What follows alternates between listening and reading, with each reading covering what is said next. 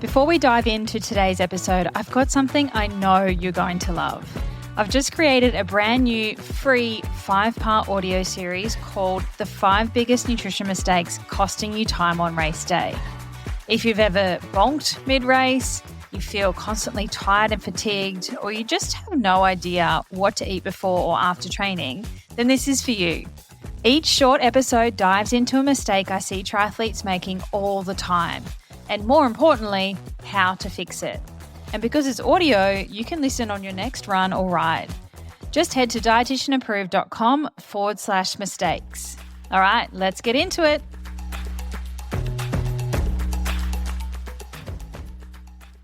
Today on the podcast, I'm joined by the incredible Jo Hurley.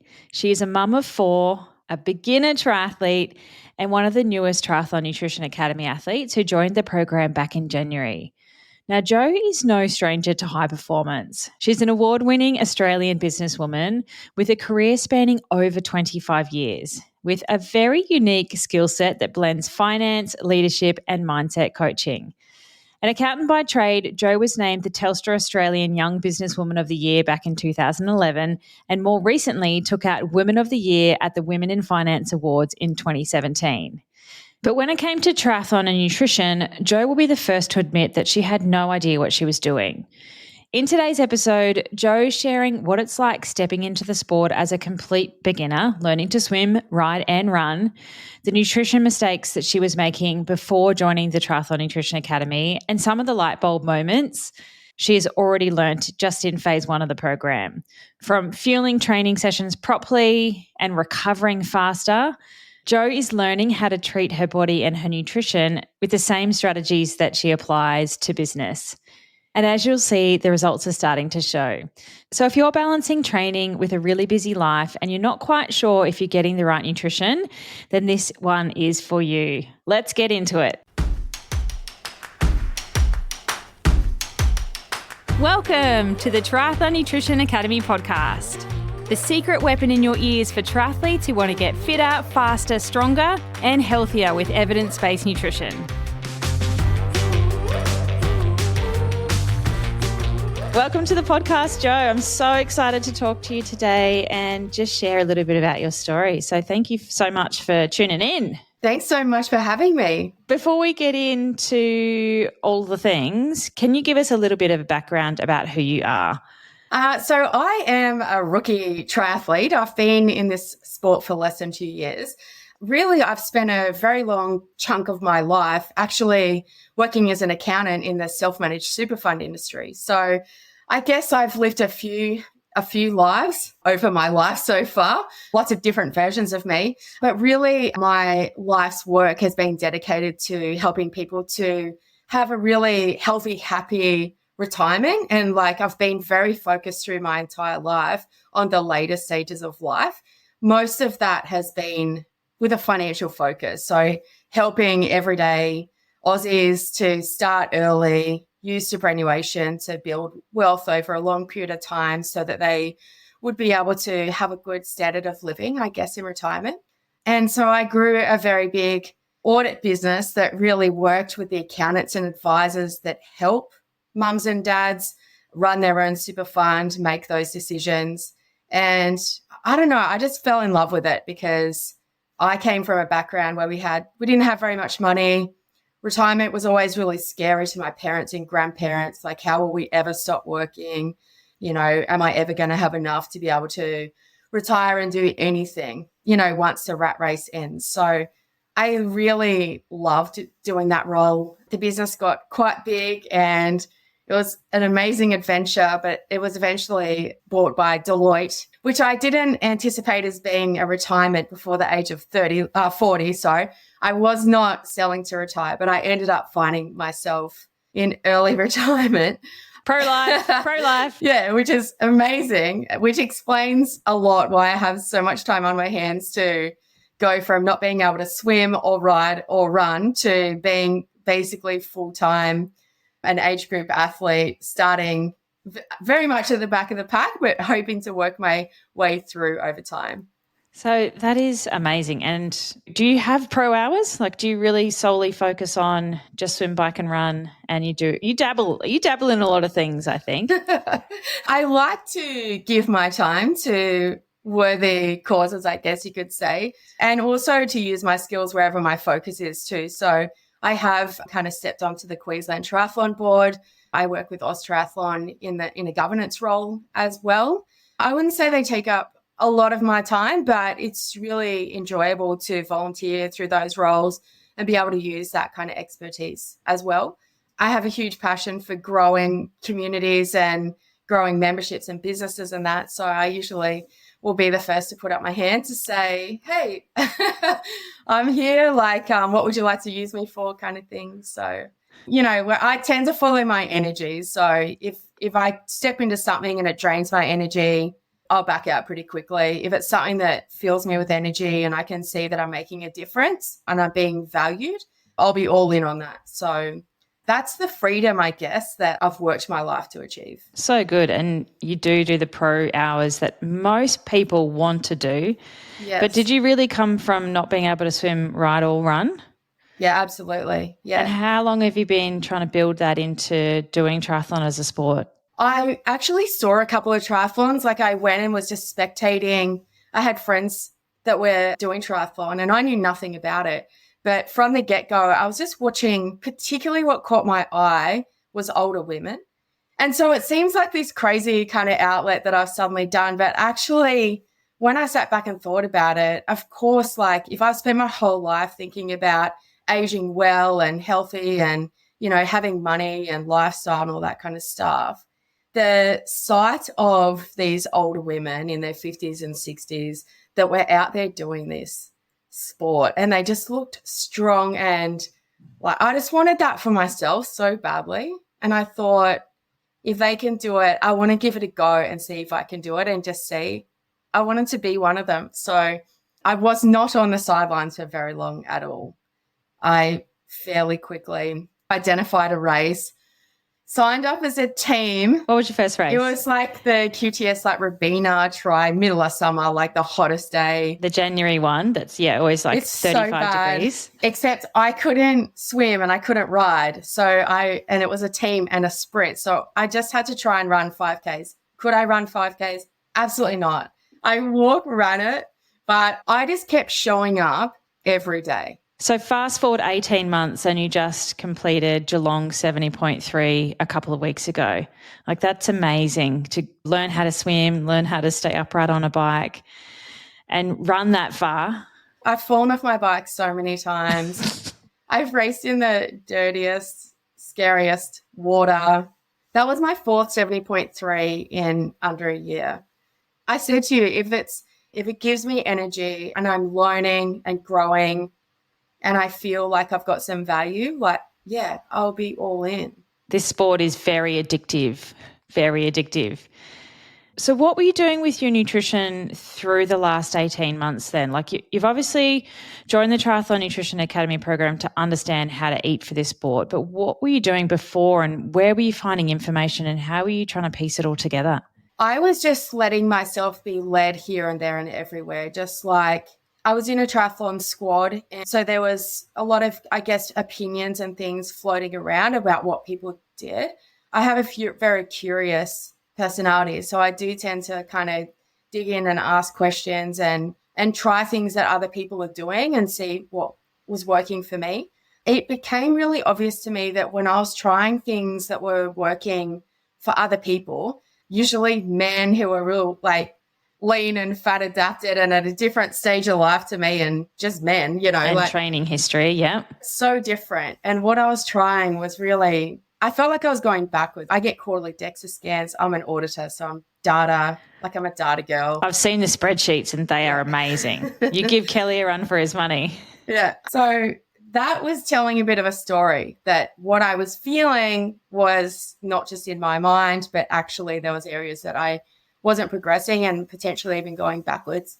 There was one even where I noticed a jump in visceral fat mass and I was like, this focus on fat and no carbs, this was not working for me.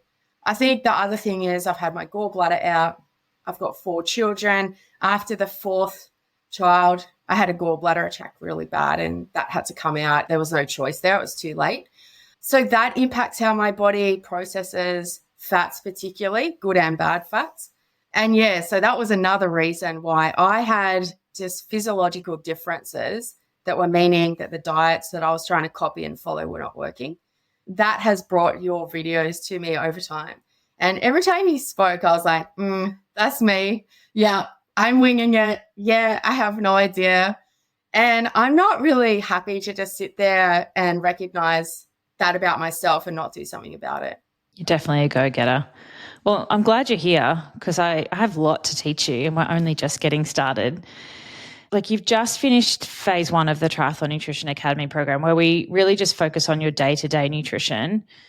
Like now that you know what you know, looking back at, 6 months ago, are there any really big mistakes that you were making that you're like, holy crap, I can't believe I was doing that you've now kind of fixed or rectified?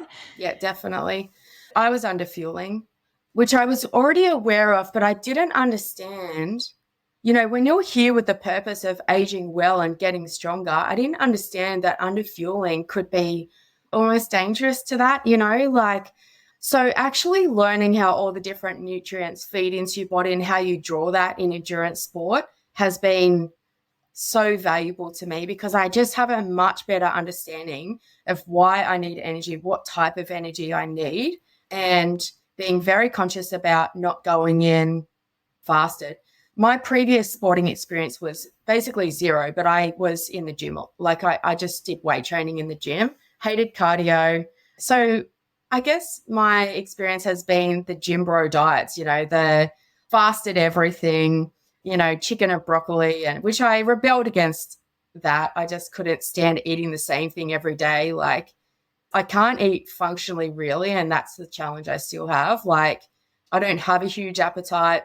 Like to try and force myself to eat, I need to at least be enjoying it a little bit or have it something that I like.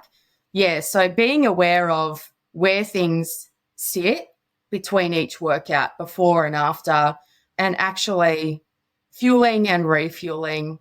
And even now, I guess, what does healing after a big race like I've just been through look like? You might just say, okay, I'm just going to rest and have a bit of recovery, but I really wasn't doing anything different whatsoever. So periodization has been a big eye-opener for me as well. Yeah, it's hard to convert bodybuilding, gym, just general, even healthy eating guidelines into then applying that to triathlon. Even somebody that just runs or just cycles or just swims, when you put the 3 sports together, we have really different physiological needs, and understanding how to eat to that is a game changer for so many athletes. But it's hard. Like that's what most people are missing. And it's what I love teaching them is how to actually periodize your food to training. Plus, the health span that you've already alluded to is a big value of mine as well.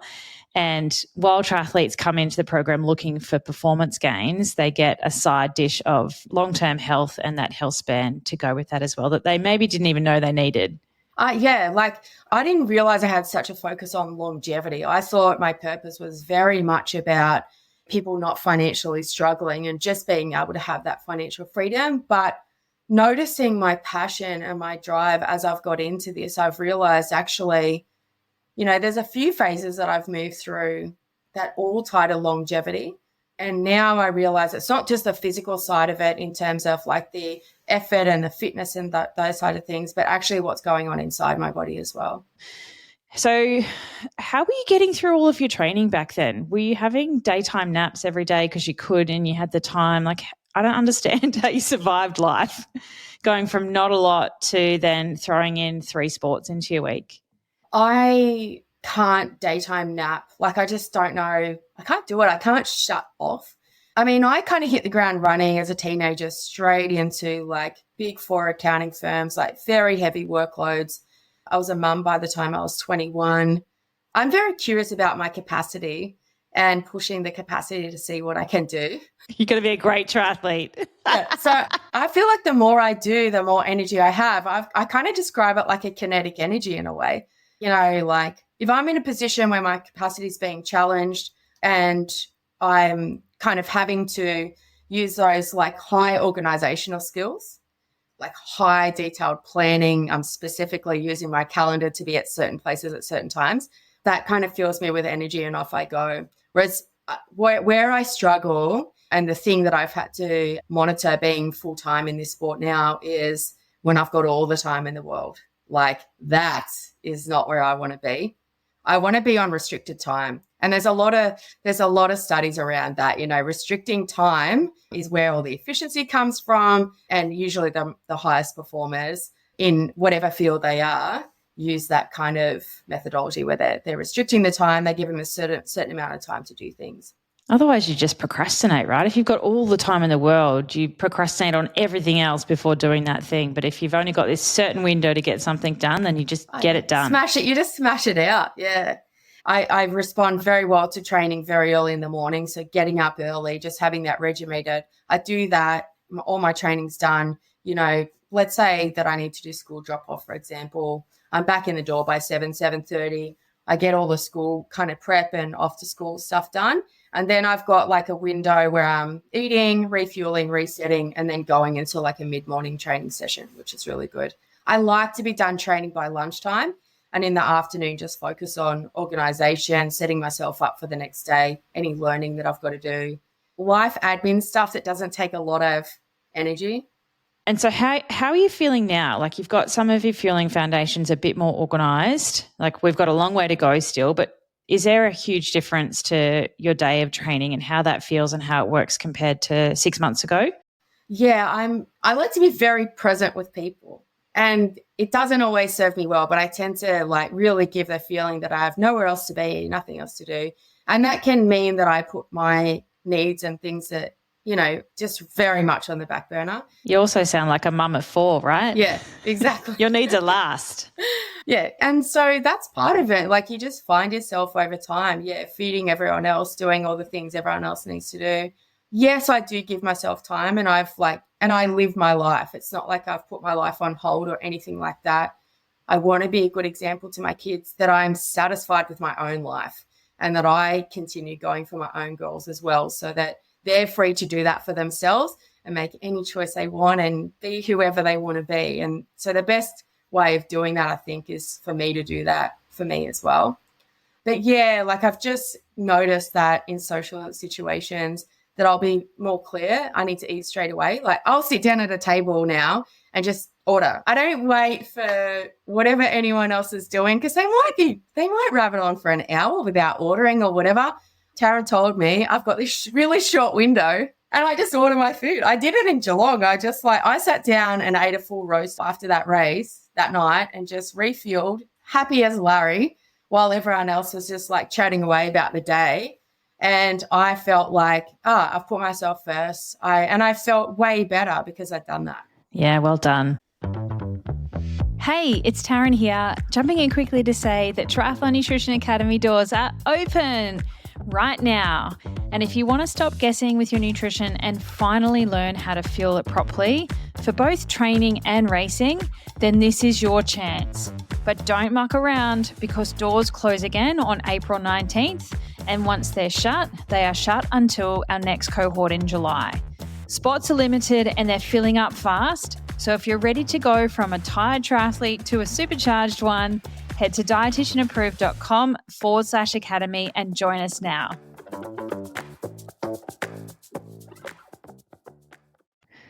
How do you manage it with 4 kids? I think I probably understand how, but is it just one of the pieces of the puzzle that helps to make you way more efficient because you've got to get all this stuff done? Training, parenting, house admin, all those things. Like, how do you do triathlon with 4 kids? I've always felt like it's a huge asset to have such responsibility because, again, I think it just keeps me firing at a level where I'm making sure that I'm doing this for a reason, that it's actually worth it, that it's worth the time away from them, that I'm actually benefiting them in some way from doing it as well. It just gives me more of a drive to know that I'm showing up for them as well as I'm showing up for myself. So I think it's a huge asset. I don't see it as a detriment. It helps for me that my children are very spaced out. So my eldest, and I hate to say it because it ages me immediately, but she's 24. She's nearly 25 years old. And my youngest has just turned 9 over the weekend. So I had a 9-year-old birthday party. So I have 4 kids between 24 and 9. So at home now, I've got the 2 who are, one's in year 12, doing year 12, and the other one's in year 3. So I've raised the kids fairly individually. They haven't had a lot of time together. I haven't really had to run that minibus kind of life where I'm like stacking them all in together to all go off to the activities. I've had time where, I think the closest distance is about 4 years between each one. So they're in different stages of life. So it's actually, my house is pretty calm and quiet, and, they're very self-sufficient kids as well. So I think it comes down to the home that I create, the example that I set for them, and just having that space between ages. It's pretty helpful. Yeah, and it's good for you to do things for yourself as well, because it makes you a better parent and more patient and all those sorts of things. Oh, yeah.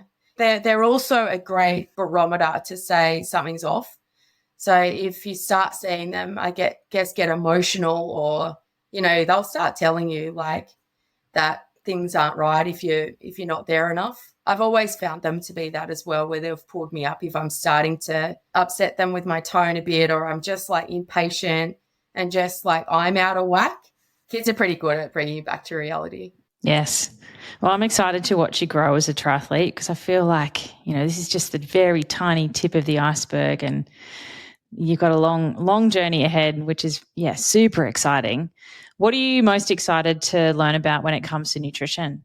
I'm most excited to get to a place where it just happens very naturally, where I'm just super comfortable that I've got that nailed. I love the practice of setting habits where you're saving a heap of energy, you're just getting it done, and it just happens almost subconsciously. Yep. You into biohacking? Yes, definitely. What I'm obviously seeking is ease, like solve this issue, take all these supplements and tablets and stuff, line them up. I don't care. Like, I'm not that hungry anyway. I want to do that the smart way, because I definitely don't want to be digging myself a hole at all. So I'm really excited about making things that to me feel really complex at the moment and difficult, because it's lifelong personal habits. So to be able to change them, I'm really excited about. In the meantime, as always, anything like this, you're learning about yourself the whole time. Like when I was in Geelong, because I'm much more aware of my attitudes towards food, how I'm driven by my appetite. Like Geelong was amazing, because you and I worked on a race plan for Geelong, and we can talk about this more later. We haven't done a debrief on that yet, but some psychological things came up about putting that stuff into my body. In your carb loading plan? Yes. Yeah, we haven't talked about this yet. Ooh, insight. Yeah. So I guess like even how I saw myself in photos, or what I really hesitated on eating, what I could and couldn't actually execute, was very interesting. So I think there's more to dig up there.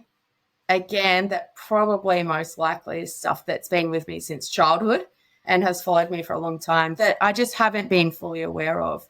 And it kind of raced up a little bit at Geelong. I was very happy with Geelong. Like, I think it's a staged process. Like, I'm happy to be super patient in this process. And it was the best I've done on nutrition. I didn't bonk. I was speeding up in the run. I felt good. I felt like I'd really done a good job on my nutrition, but I didn't do everything that was on the plan. And I just had to recognize that it's a journey. And then I'm getting used to all these things, because it was the first race that I actually implemented a proper race plan. Yeah, and we haven't even done the 70.3 race nutrition yet. That was just something we kind of tackled in Power Hour the week of the race. So it was, yeah, definitely lots of room to grow there, and lots of things that we can tweak and evolve. And I'm excited for you to do that too, because that was like, again, the tip of the iceberg and things that we can do. But it's very interesting that psychologically there's stuff that brought up, and a lot of people would be the same. Like, you're not alone in that. Don't feel like you are. And I think that's the other side of this as well, is I have found that I am connecting with people along the journey as I share what I'm doing here as part of the Triathlon Nutrition Academy, like to be able to share that with my friends who are racing. And I've got a training partner, Iron Mum of 4. She has 4 little kids that are very close together. So we're both mums of 4, but her challenges are quite different to mine. But it's really nice to be able to connect with her and connect with others that I train with and ask them questions and share with them some of the things I'm learning as well. I love that opportunity to be able to share some of the things I'm learning and, of course, encourage them to come along and do that for themselves as well because it's so individual. So if there is somebody in the same sort of boat as you, they're just starting triathlon, they've been in the sport for a little while maybe, but they still really have no idea what they're doing, what would you say to somebody that is in that space? I remember when I first reached out to you, my concern was I'm too early, I'm too rookie. Like, am I really going to benefit from this? Do I need to be a more advanced triathlete to really be here and belong? And you were very encouraging that the earlier you start, the better, that actually the earlier in the journey, the more value you'll get from that. I 100% believe that I should have started earlier now that I've done it, actually. So to have put in 18 months, I guess close to 2 years of the amount of training and racing and things that I've done, I'm already dealing with some symptoms and issues from having done that underfueled and from not having that information. I think ideally if I'd been like learning about nutrition alongside learning how to swim, learning how to ride a bike, potentially I could have avoided some of those things because I was creating issues without even realizing. Yeah. There was a lot of things that I didn't know. At least I've got the awareness now to be able to pick up things early, to be able to read and learn and participate in these conversations and then have a think about what's happening in my body, look for any red flags and be able to go and get things tested and looked at and see if that is actually happening.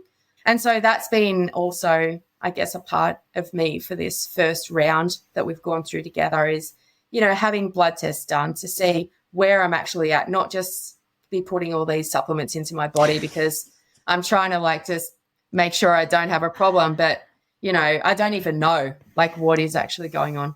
So I would encourage beginner, rookie, early triathletes to start learning about nutrition as early as possible and don't think that you need to wait until you're like at the point of like podiums or whatever, or, you know, because those things can escalate quite quickly and you might get there sooner. And even if you have no ambition about it, what is most important, you know, is that most people do this sport because they want to be strong and healthy and fit and they want to age well and they want to have a long life. So the worst thing we could do is to put all this time and energy and effort into it and not be looking after our nutrition properly, because the damage that can be caused by getting that wrong is pretty scary. Yeah.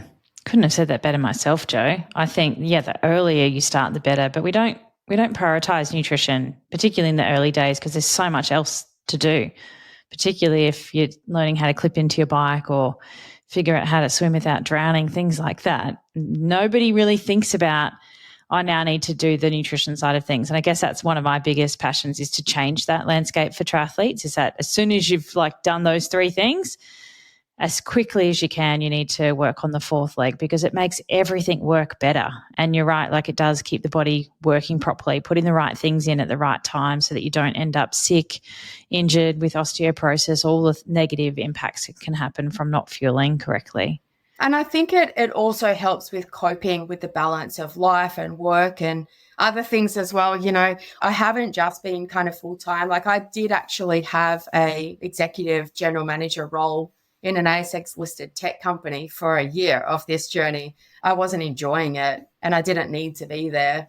I have the freedom now to do that, but I also was balancing this very high level role for a period of time in the early stages. I think it was helpful that I was very, very beginner. So the training load was less. My races were a lot shorter as well. So it was a lot. Yeah. And I think with better nutrition, I would have been able to handle that role better as well. And maybe not be so tired turning up on Monday, wondering how I was going to get through that whole week, sitting on Zoom calls for the whole week, just like getting so sore in the chair because you're just like struggling to kind of stay awake and sit still because your body's like going through all this stuff going, hey, like, we need to move. Yeah. And what's next for you then? So you have one of the fullest race calendars I've ever seen. You give Erin, one of our athletes who loves to race, a real good run for her money.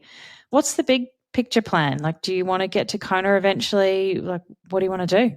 So I never thought that I did want to actually. And I was very unsure about this whole, doing a full Ironman thing because I thought, at what point do you lose the joy? I'm here for joy. I'm real clear on my own reasons.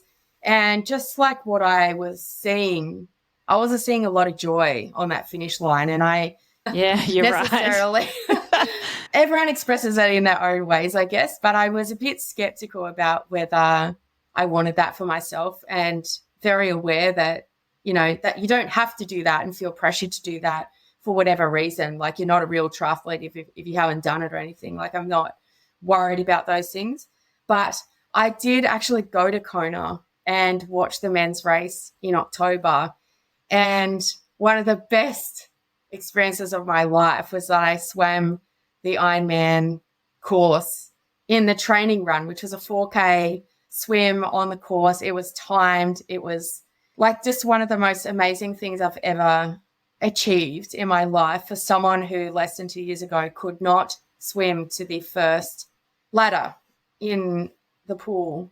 Like to actually be able to confidently enjoy and swim and come out with gas in the tank. Like I felt so good about that. I got to ride out on the course. I got to experience large sections of the course, took my bike out there and loved it. I actually used it as training for Busselton because I signed up for Noosa and Busselton. So I kind of came back. Noosa was a bit of a stretch. It was like straight off the plane. That just didn't work. But it was an amazing training camp kind of experience. And it did kind of make me have that feeling of like, I think I can do it. So I actually have signed up for Challenge Roth next year. Oh, have you? Heard it here Which I haven't told you. No. That's exciting. And I know in myself that when I get a feeling like I know I can do something, I can't really let myself off the hook from that point. I feel like I owe it to myself to go for it. So Kona kind of gave me that feeling, just being there and being surrounded by everything. And it was so exciting. So I don't know if I'll ever actually make it to Kona, but I did want to at least give myself a chance at the experience. And I'd heard Challenge Roth was so amazing and such a great experience that I thought, let's just hook in and see how we go. I've got Marbella, so I did actually at Busselton qualify for the 70.3 World Champs in Marbella. And so it feels like a good solid year of building towards that goal, which is my number one goal for the year. And then focusing on extending myself to be able to get to that place, which I'm hoping is successful. But that journey will be fun. It will be. We'll make sure it's fun. Make sure you're fueling properly so that it is fun. And you can cross the finish line at Challenge Roth with a smile on your face, not like vomiting your guts up or crawling. Yeah, exactly. That is 100% the goal. Lucky smiling is my coping mechanism. So I'm so excited for you, Jo. You're just at the beginning and like you have so much potential. Like your mindset is there. We've just got to get your body to, get the training load under your belt, like build the strength and all those sorts of things. And you will achieve whatever you set your mind to. I have no doubt. Yeah, I don't give up. So you know what? That finish line feels so damn good. It's just such a great experience. And yeah, I get why the whole thing about how addictive it is, because just crossing that finish line, being surrounded by such positive energy and so many people who are just happy for you and happy for each other. And the community is something that I very much want to be a part of. I've really gone in and met so many great people and made so many friends. And I honestly don't know what I would have done if I didn't have that. You would have found something, I'm sure. But it's a great way to fill your time and set your body up for a long and prosperous lifespan. Health span is what we're looking for. Thank you so much, Jo. If somebody wants to follow your journey, where can they find you? So really Instagram is kind of where I live. And that's Jo Hurley. Hurley, the surf brand, you see that everywhere all the time. So Yeah, Jo Hurley on Instagram. I'll put it in the show notes for you if people want to follow along. Thank you so much, Jo. It's good to chat, and I'll see you in Power Hour soon. We can properly debrief on Geelong and tackle your supplements spreadsheet. I'm looking forward to saving you a crap load of money. Me too. Thanks, Jo. Thank you. Wow, what a powerhouse. I hope you found Jo's story as inspiring as I did. From business to triathlon, Jo brings such an intentional, thoughtful approach to how she does everything in life. And it's been really incredible to watch her confidence start to grow with her nutrition since joining the academy, and just confidence that she knows she's on the right path. And when she puts in the work and understands what she's doing, it's all going to be on autopilot, basically.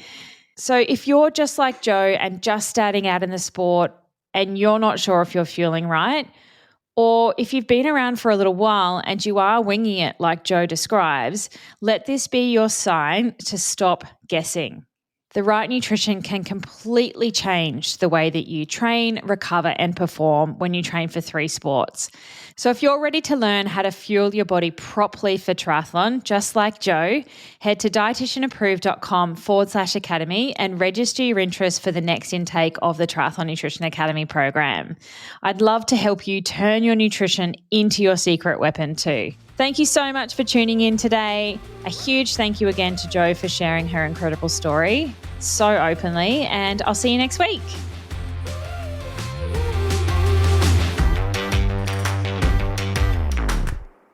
Before you go, don't forget to grab my free 5-part audio series, The 5 Biggest Nutrition Mistakes Costing You Time on Race Day. Listen on the go and start fueling smarter today. Head to dietitianapproved.com/mistakes.